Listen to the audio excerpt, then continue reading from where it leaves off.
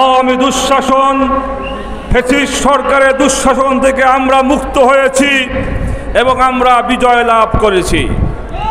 আজকে পরিষ্কার বলতে চাই, খুনি শেখ হাসিনার সরকার 2013 সালে শাপলা চত্বরে আমাদেরকে গণহত্যা করেছে।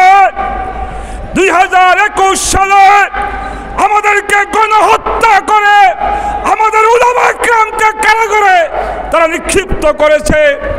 সর্বশেষ এই জুলাই মাসে ছাত্র জনতার যে গণ অভ্যুত্থান শুরু হয়েছিল, এই গণ অভ্যুত্থান ঠেকানোর জন্য শত শত মানুষকে তারা গণহত্যা করেছে। আজকের এই সমাবেশ থেকে পরিষ্কার দাবি করতেছি, এই গণহত্যার বিচার অবশ্যই করতে হবে, করতে হবে, করতে হবে। দ্বিতীয় কথা, আজকে সারা বাংলাদেশে আমাদের এই গণ অভ্যুত্থানের ভাবমূর্তি নষ্ট করার জন্য ওই পরাজিত শক্তিরা আমাদের দেশের রাষ্ট্রীয় স্থাপনা, মানুষের জানমালের উপরে এবং মন্দিরের উপরে আক্রমণ করে যাচ্ছে। পরিষ্কার কথা, হেফাজতে ইসলাম বাংলাদেশের সকল নেতা কর্মী এই লুটতরাজ সন্ত্রাসের বিরুদ্ধে রুখে দাঁড়াতে হবে এবং আমাদের বাংলাদেশে যারা ধর্মীয় সংখ্যালঘু রয়েছে তাদের মন্দির এবং তাদের যে গির্জা রয়েছে এগুলিকে আমরা নিরাপত্তা দিয়ে যাচ্ছি। কিন্তু দুঃখের বিষয়, আজকে মিডিয়ার ভাইয়েরা আমাদের কওমি মাদ্রাসার ছাত্ররা যে সারা রাত ভরে দূর মন্দির পাহারা দেয়, ট্রাফিক পয়েন্টে কাজ করে, এগুলি ভালো করে প্রচার করে না। আমি পরিষ্কার বলি মিডিয়ার ভাইদেরকে, আপনারা হেফাজতে ইসলাম বাংলাদেশের এবং কওমি মাদ্রাসার ছাত্রদের অবদানকে আপনারা প্রচার করুন, জাতির সামনে তা পেশ করুন। আমি সকলকে ধন্যবাদ জানিয়ে আমার বক্তব্য শেষ করছি। সংগ্রামী তাওহীদি জনতা, আজকের এই বিশাল গণসমাবেশে এ পর্যায়ে বক্তব্য রাখবেন হেফাজতে ইসলাম বাংলাদেশের কেন্দ্রীয় যুগ্ম মহাসচিব হযরত মাওলানা খালেদ সাইফুল্লাহ আইয়ুবী।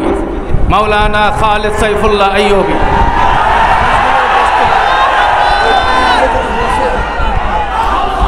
আসসালামু আলাইকুম ওয়া রাহমাতুল্লাহি ওয়া বারাকাতুহু। নাহমাদুহু ওয়া নুসাল্লি আলা রাসূলিহিল কারীম, আম্মা বা'দ। হেফাজতে ইসলাম বাংলাদেশের গণসমাবেশের সংগ্রামী সভাপতি, সম্মানিত মহাসচিব মহোদয়, কেন্দ্রীয় নেতৃবৃন্দ এবং সমবেত তাওহীদি জনতা, মুরব্বীরাই কথা বলবেন। শুধু এতটুকুন কথা, ইসলামের ইতিহাসে খেলার শেষ নাই।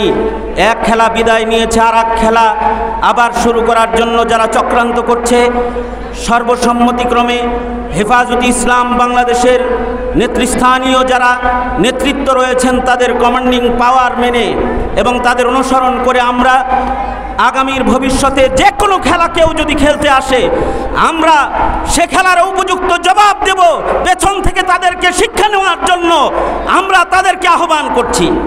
পাশাপাশি হেফাজতে ইসলাম বাংলাদেশের নেতৃস্থানীয় যারা দায়িত্বশীল আছেন তাদেরকে বলবো, কোনো ধরনের আঞ্চলিক কর্মসূচি দিয়ে হেফাজতে ইসলামের কেন্দ্রীয় কার্যক্রমকে আমরা ব্যাহত করব না। আমরা ঐক্যবদ্ধভাবে সামনে বাড়ব ইনশাআল্লাহ। আসসালামু আলাইকুম ওয়া রাহমাতুল্লাহ।